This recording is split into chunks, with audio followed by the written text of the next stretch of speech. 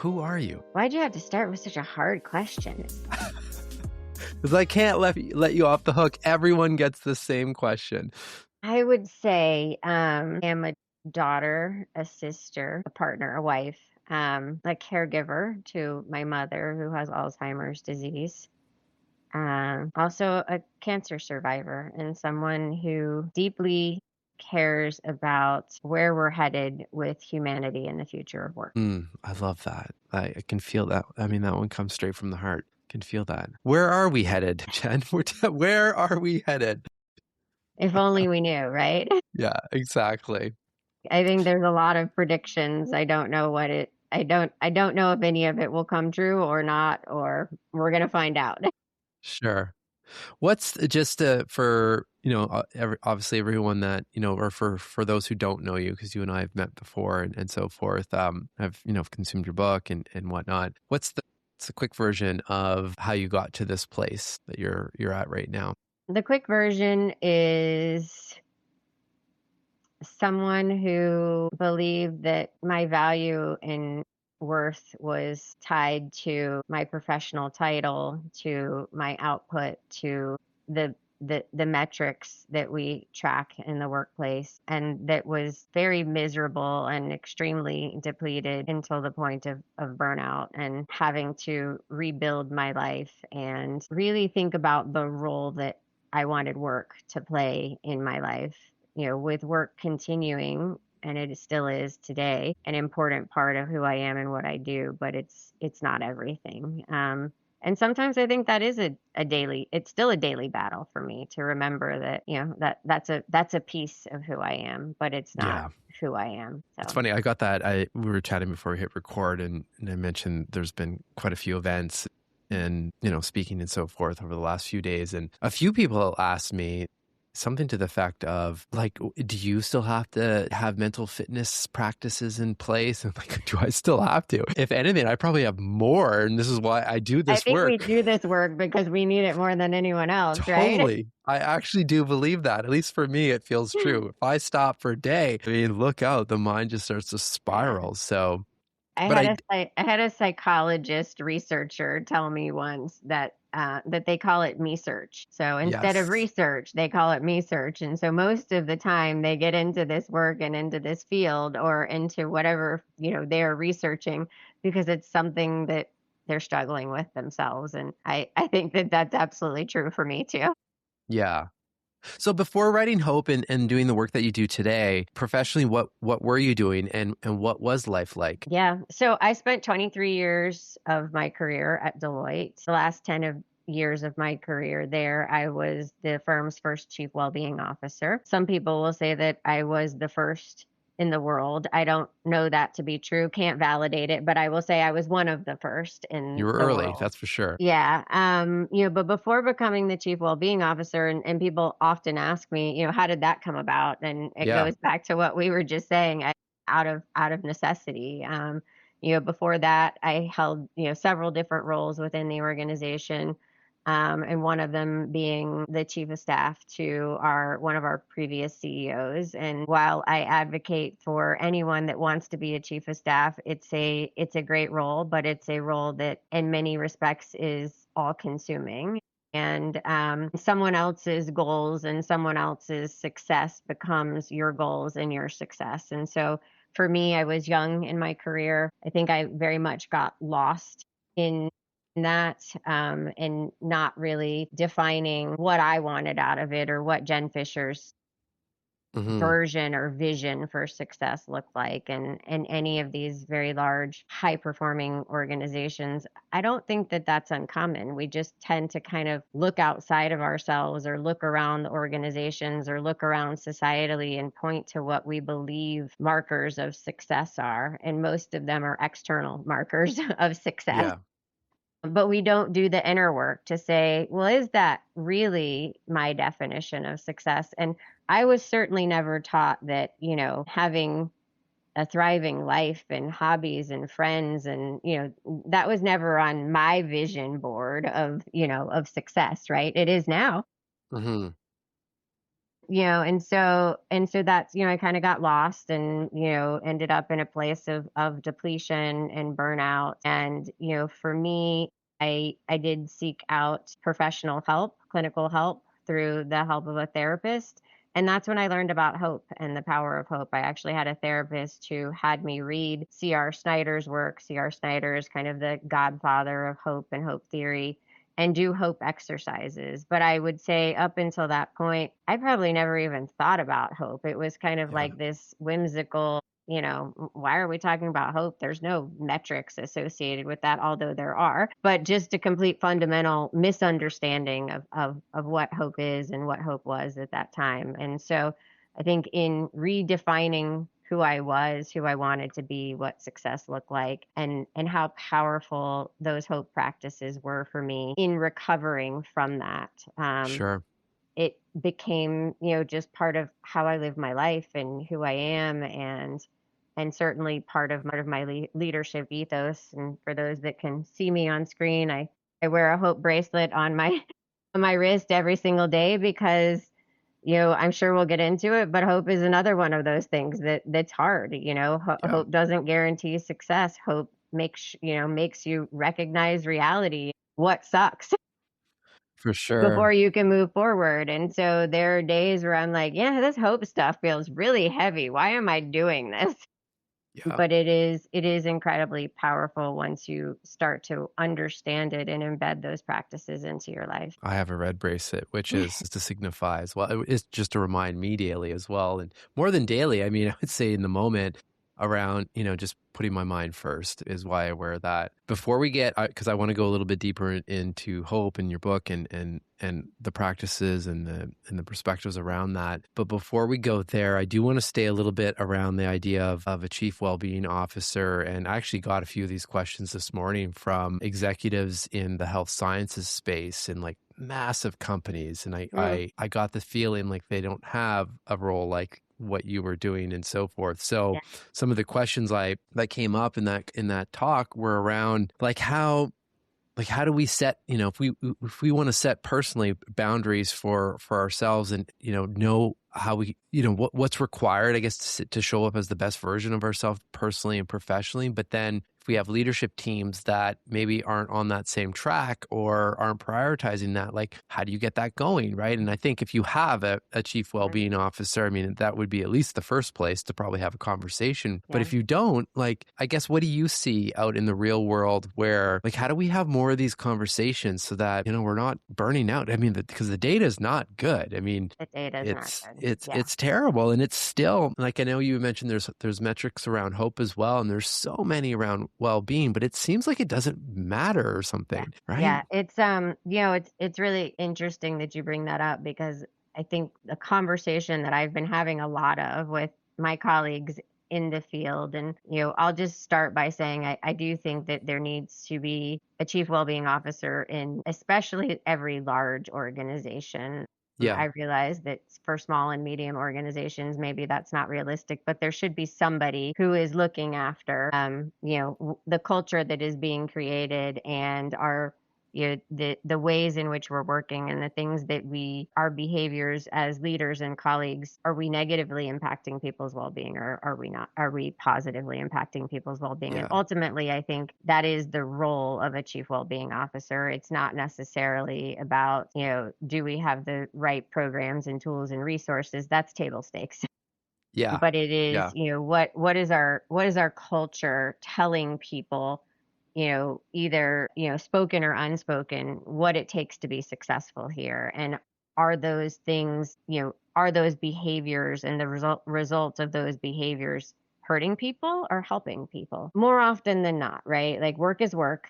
There's going to be times at work when you're giving more to work, because you're under a deadline, or you're meeting a milestone, or whatever it is.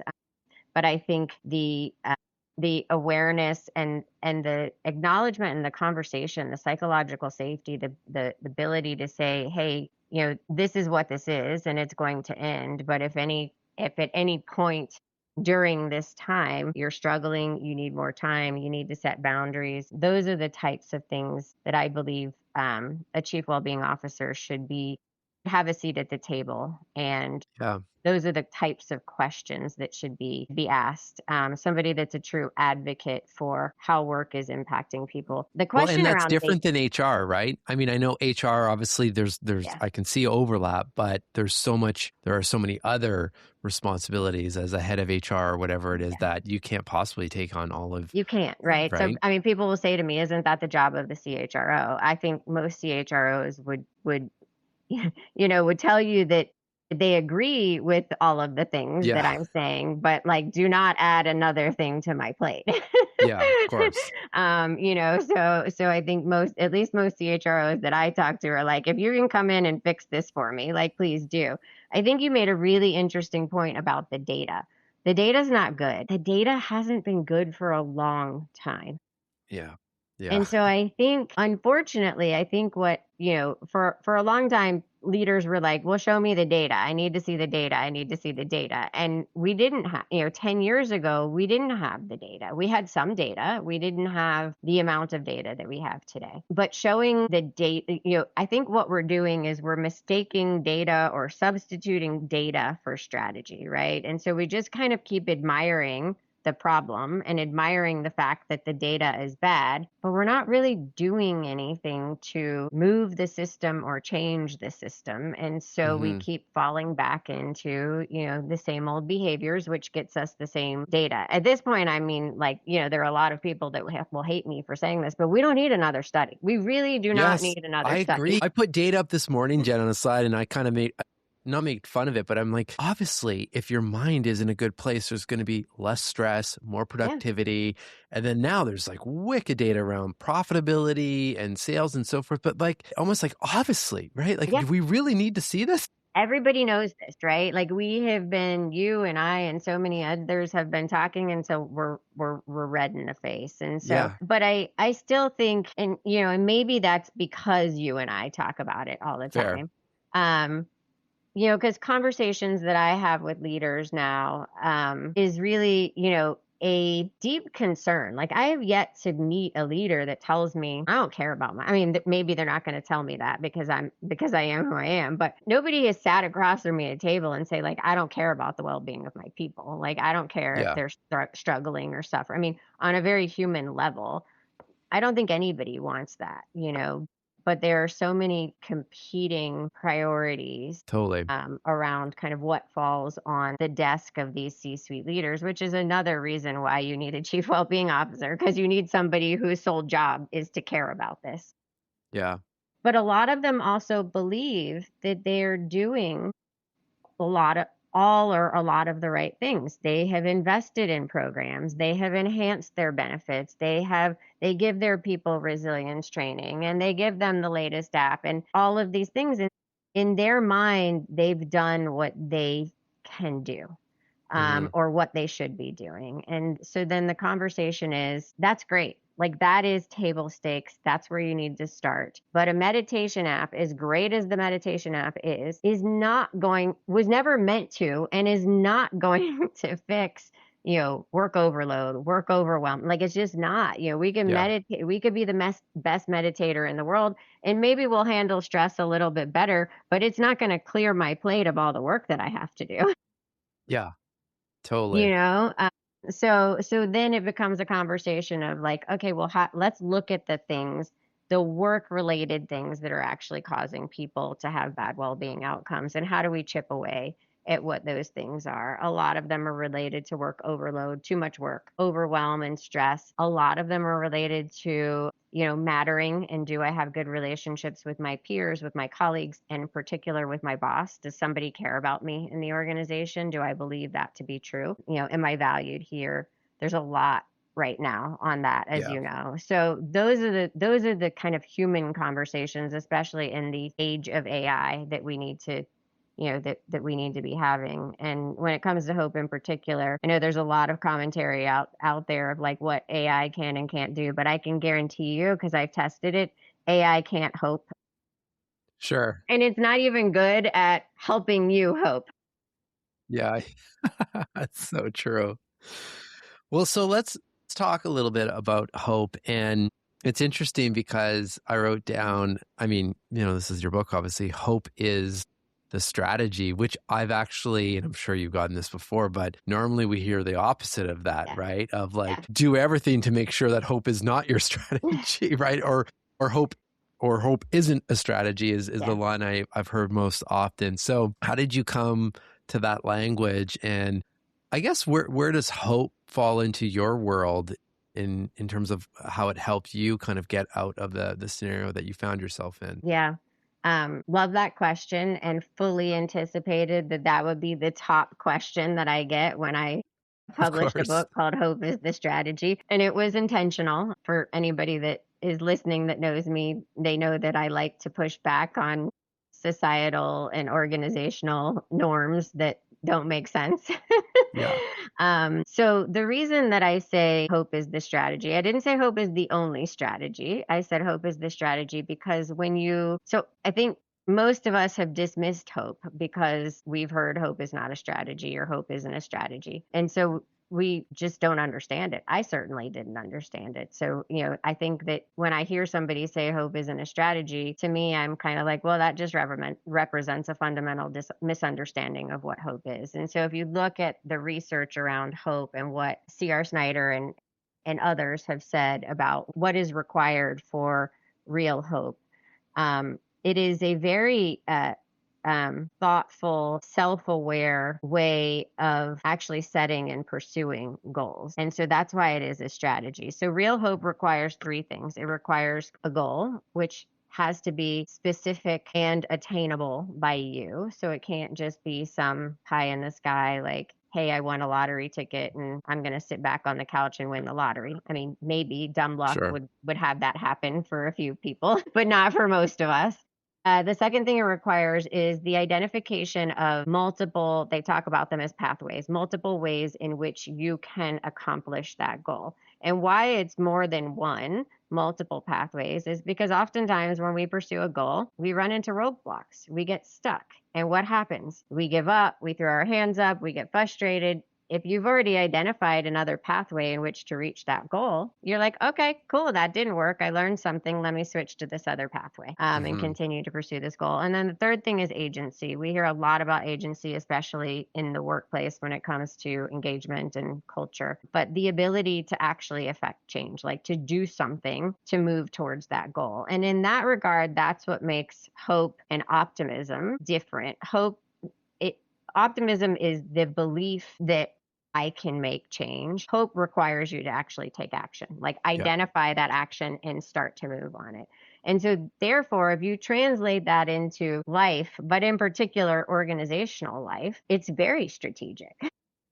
Yeah. It's not wishful And thinking. it's not what, and what I tell leaders is like, hey, you have this incredible transformation strategy, whether it's organizational transformation, AI transformation, whatever you're transforming, because every organization seems to be transforming everything right now. Like you've Yeah. laid out this incredible transformation strategy. The one thing you haven't done is actually thought through how you're going to get people on board. How are you going to get people to see themselves in this transformation, to believe that what you're doing is going to make tomorrow better than today for them? And that's what hope is, thinking that like what I do is going to make life better for me. And until you do that, you're going to struggle with your Hmm. transformation. And it's playing out main stage right now with with AI, right? Like everybody's uncertain. There's tons of uncertainty. There's tons of like nobody is clear on what AI is really going to do versus not do.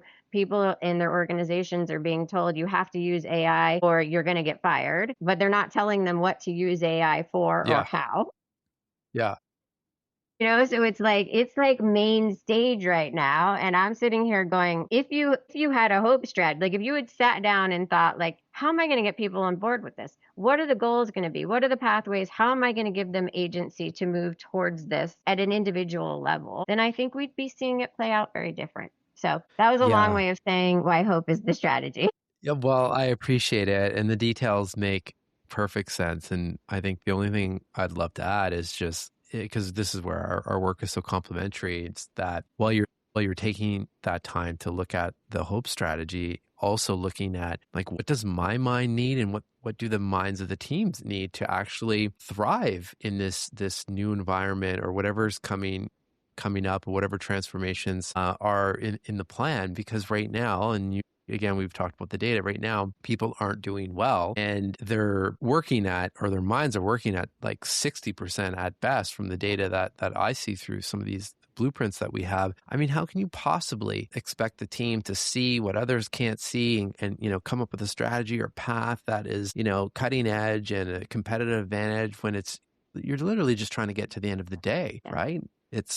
I saw a bunch of check-ins again this morning and over the last few days, just seeing what's on. And these are like high-performing leaders. These aren't, the people that aren't, responsible for massive amounts of decision and profits and all of that. And it's so consistent. It's like you said, a bunch of AI uncertainty. It's like the questions I hear, like, how do we cut through the noise? Like, how do I make better and slower decisions? And my mind feels completely full, right? And I don't know, I just look at this as no different than like any of the business strategies. If we had data coming back like that, we would change the business strategy or make some adjustments. I've always said that, I mean, right? Like well-being, all of the thriving, all of these components. If your financials came back and you were operating at, 40% of what your capacity or potential is, I mean, shareholder value would be in the toilet, right? Yeah, exactly. Yet it's okay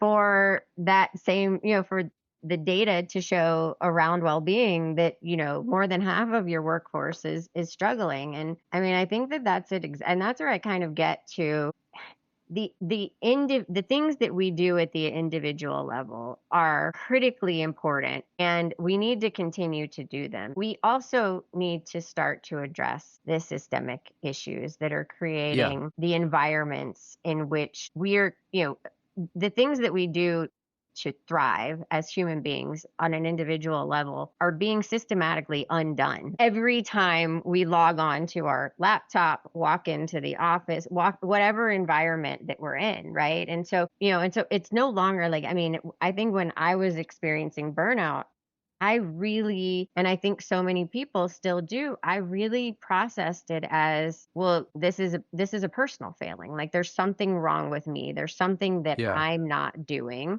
to take care of myself, to thrive in this environment. And while some of that is absolutely true, when you have 60% of your workforce that is experiencing, depletion, burnout, struggling with their mental health, that's no longer an individual problem. Like all of those people can be doing the exact right thing and still not be thriving. Yeah. And so we have to complete this. It's not that one is wrong and the other's right. It's just that we have so heavily said it's the problem of the individual. The organization bears no responsibility, or the leader bears no responsibility for the culture or the environment that we're creating. What I tell these leaders is keep investing in these incredible programs, and let's enhance the ROI by also chipping away at the organizational norms and behaviors that are no longer serving you. Yeah. So, but if someone's listening to this today, I mean, hopefully, if you're a leader or you're running a company or in the C-suite and this is some kind of food for thought to have some different conversations and explore this topic, then that would light me up. But for someone that maybe doesn't have that level of authority to make change at that level, any suggestions on, hey, I was listening to Jen and Mark talk about this topic, like how does one, because I keep hearing this out there as well, like how do I bring this forward without seeming like I'm complaining or I'm not grateful or what, or you know what I mean? And just make sure people take it seriously and actually lead some change? Yeah, I think it's a great question, and it is one that keeps coming up. And I think because a lot of people are struggling with it. I think first, I go back to psychology, right? Like focusing on what you can control, right? I think we often get caught in and this is your world, kind of the thinking and mind traps of like, well, I can't do anything about it. It's us versus them, right? That's on them, right? And the things at the systemic organizational level, you might be absolutely right, except for if you're anything like me, we tend to continue to obsess over the things that we can't change. Sure. Because we can't change them. So it's kind of human, right, to do that. But then we get stuck there. And that in itself will wear you down. So identifying, and this is to me why hope is also so powerful, is hope will tell you what's the next step that you can take, and then the next one after that. Like, you don't need to identify the whole plan, you don't need to identify the next 10 steps, but what's within your control and what's the next step that you can take. Yeah. And you had brought up boundaries earlier. Is it, just setting a boundary where you log off two times a week, at 6:30, because that's when your family has dinner, and you don't Hmm. log back on, and see what happens. Do it one night a week if you have to, or, log off from 6:30 to 9:30, whatever you Yeah. think is the smallest thing that you can do to show yourself that the world's not going to come to an end. Yeah, for sure. For sure. Because we catastrophize. Like, if I don't respond, we tell ourselves, if I don't respond to my boss in 5 minutes flat, then they're going to think I'm less committed. They're going to fire me. And in a time of extreme uncertainty, none of us want to be that person that is seen as less committed or complaining. But I would also say we all work with other human beings. You have a friend at work, you have two friends at work, you have two colleagues. Bring it up as a, like, hey, how do you, like, what are you doing to take care of yourself? What are like, what's working for you? Can we create something where we can support one another? And what does that look like? Yeah. How can I hold you accountable? How can you hold me accountable? What can I back you up on? What can you back me up on? So start really small.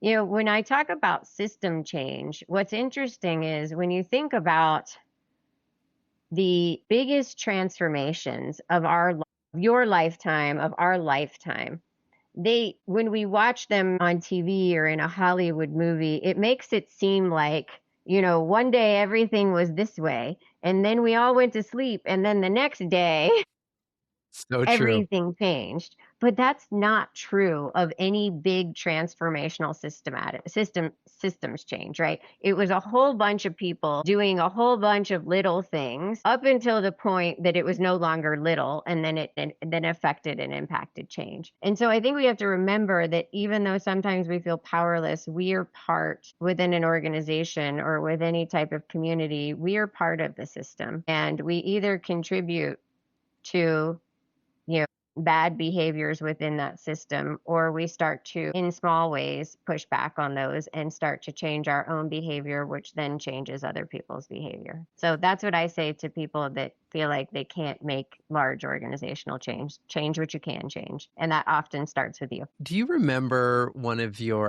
and whether you can name the client or not, it doesn't matter, but do you remember any of your first, maybe handful of clients, or maybe even the first one where they got what you wanted to do and what you wanted to bring in, and you're like, yes, finally someone's like seeing the full picture here? And like, I guess for you, like what helped them see it? Yeah. I think I'll actually reflect on the creation of the role as Chief Well-Being Officer. So not even kind of one of my recent clients since I left Sure. Deloitte, but, being inside of one of the world's largest professional services organization, which, let's be honest, isn't necessarily known for, this is a easy, carefree place to work. Exactly. So I thought, so the timeline goes, I experienced burnout. I had to take a leave of absence. I came back to work. I sat down with my boss. I was actually in the marketing organization at that time. I was working for the CEO, and then I came out of that role. And I was in the marketing organization struggling. And that's really when kind of the burnout, it had been happening all along, but kind of when it came to a head and I needed to take time off. And when I came back to work, I sat down with my boss and I said, I'm going to resign from the organization because I, want to focus. I want to create a career that's focused on helping others not get where I got. And it was her vision actually more than mine. My vision was this needs to happen externally outside of the four walls of Deloitte, because there wasn't a role like that at Deloitte. Hmm. And I had no idea that I could build or create that role. And she said to me, "You're not going anywhere." And I was like, "What? Like, you can't tell me I can't quit. Yeah.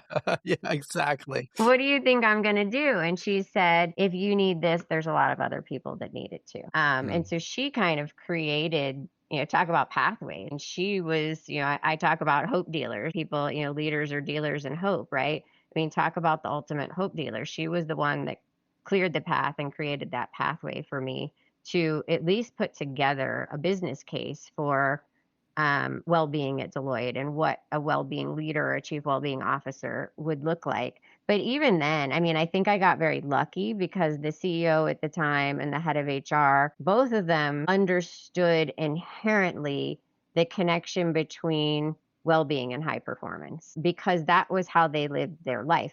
They lived it very quietly, as many Oh, did at yes, the of time, course. right?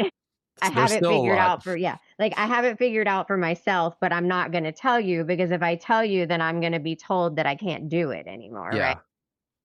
Yeah. The And so secret meditators out there. yeah, so I got a lot of, I was very lucky that I got a lot of support at the very senior levels. Where I got a lot, and I wouldn't even say it was pushback. I think there were three buckets. There were the people that just absolutely did not get it and didn't want to get it. Then there are the people that absolutely got it and were like, yes, we've been waiting for this. Please bring it on. And then there's that bucket in the middle of really good, smart, talented people that are like, I don't know how to do this because this is not what we've been taught. And so it sounds good, but what's going to happen if I let Sally go to yoga at 2 p.m.? And I'm Mhm. like, nothing's going to happen because Sally's going to be done with yoga at 3 p.m. and nothing that you're doing is brain surgery. And Yeah. so it's really just about like giving people permission, letting them know that they're supported, that somebody has their back. They're not going to get in trouble for these things. So for me, it was those conversations of like, just helping them understand like I know this isn't the way that you came up in the organization and I know it feels really uncomfortable, but can you just try a few things and see what happens? And I tell some great stories, some great case studies in the book where this happened, where people were like, wow, I did this and like, my team is incredibly engaged. They came back to me with all of these ideas. We changed all these processes. I gave them a ton of agency and ownership. And now everybody's performing better, feeling better, has more time off, more time with their family, right? And so it's really those moments of like just convincing somebody, can you just try this little thing? Try it for a month, try it for 6 weeks, and then report back. If it didn't work, great, it didn't work, like no harm. So to me, it's always it's that or kind of the unexpected stories of like, hey, Jen, I heard you say X, Y, and Z on Mark's podcast and I went and tried it. And let me tell you what happened. Yeah, yeah, yeah. Well, and it all just compounds, and then there's a Yeah. ripple effect. Then, Yeah. especially in large organizations, then one department is like, "What's going on over there?" And Exactly. it Yeah. They starts want to to know. spread, right? Yeah. Are you noticing any trends or any industries kind of present day that are picking up on this a little bit faster that maybe we can add some fuel to those industries knowing that they're already open and then maybe to that point, then hopefully others see it and, we can keep that momentum going. Yeah. It's a great question. I probably would like ask the same back to you. I do think the legal industry is actually doing quite a bit, Mm. which I've been really impressed with. Yeah, And I that's guess another industry not really known for the yeah, well, and I guess quality of life. that's what I was gonna say. I kind of feel like I have a soft spot for them because it's not dissimilar from the world Yeah, that I grew up in management consulting. I think this same of I mean, I think there's a lot of work still to be done, but I think healthcare realizes that they need to do better and be better and get better, and they're yeah, starting to take steps towards it. I wouldn't say that they are there yet by any means, but I think that there is a general, in my experience, recognition that the way we've been doing it is no longer the way we can keep yeah. doing it. And I think there's some real bright spots in healthcare, which is promising for all of us because I don't know about you, but I don't want surgeons and doctors and nurses that are not completely well themselves. Yeah, I agree. I think, Yeah. well, and I actually saw that this morning. Is the event I did was through actually a recruitment firm, Pender and Howe.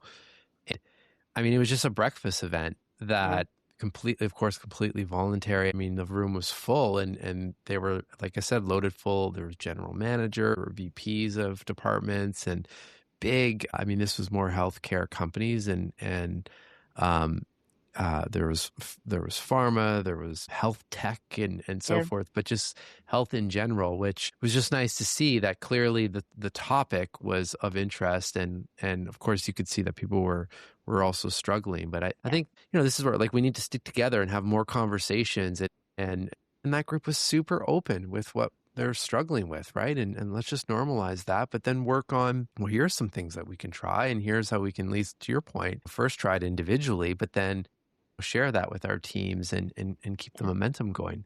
Like we Yeah. all win. That's the thing, right? Like there's no downside to having a hope strategy and a clear functioning mind, Yeah. right? I don't know why it shouldn't be so hard, but for some reason it is. I do think, maybe not specific industries, but I think, you know, at kind of the regulation and policy level in certain countries, you're starting to see some promising regulation around, workplaces being much more responsible, especially around kind of psychosocial health and things like Yeah, that, for creating environments that, at a minimum, aren't harming people. sure. Yeah, yeah, exactly. It's well So said. maybe that's a place to start, right? We've reached rock bottom. Yeah, yeah, well said. Well, I mean, time is flying here. I'm going to start trying to land the plane a little bit, but I'd love to know for you personally, are there any questions that have been on your mind that have been helpful when, you're trying to prioritize the health of your own mind or thinking of the future ahead that you've been, if I had, whether you journal or not, I mean, everyone's reflecting in some capacity. But if I opened up your journal and looked at some of the questions you're thinking about, what would those be? And what are some non-negotiables for you when it comes to your mental fitness? Yeah, I mean, I think, you know, questions for me are really around, the recognition that, like most technology in our lives, actually, like most everything in our lives, things can be used for bad and things can be used for good. And I do think that there are some really promising use cases for AI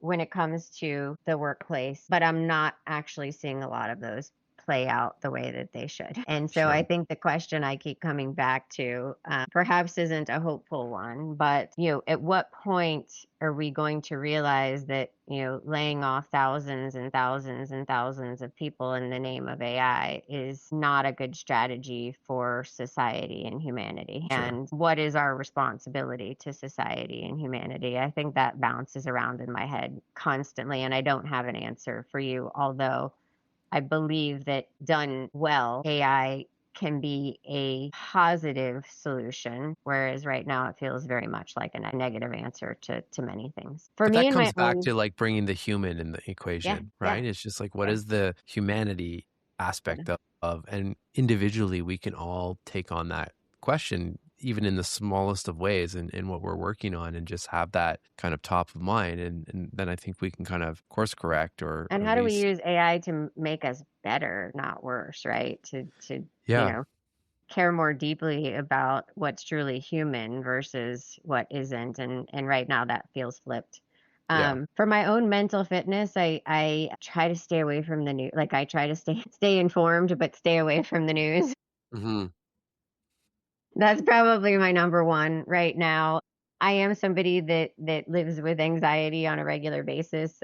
So sleep to me is a non-negotiable. I have a reputation of, just disappearing regardless of where I am because it's time for me to go to bed. I love that. That So is important. something, yeah, that is something I don't negotiate away. And moving my body, whether that's getting outside on a walk with my dog or going to the gym and, lifting weights. But for me, I've tried many, many, many things over the years for my anxiety. And I will say, movement and exercise, when I'm not doing it, it's very apparent in how I show up and just how I feel about, how I feel about myself. So I think those are, some of my top strategies. I'm constantly reflecting or even potentially overthinking. There's a fine line. Sure. I agree. I resonate with that for sure. But yeah, all those things. But I would say staying away from the news, sleep, and exercise are my top three. Amazing. Last Yeah. question for you. What, if you think of the future of the workplace and just our society in general, what has you hopeful? I think conversations like this and, everywhere I go, and maybe it's the world that I live in, but there are a lot of really good, smart people who do care, and that are trying to steer the ship and in the right way. The other thing that has me really hopeful is young people. I spend a portion of my time on college campuses Mm. with young people. And I think every generation we tend to be like, "Oh, they're so, they see the world through rose-colored glasses and they don't really understand how it is and whatever, they're snowflakes or they're that whatever it is that we call them." I think we've done that with every generation. Yeah.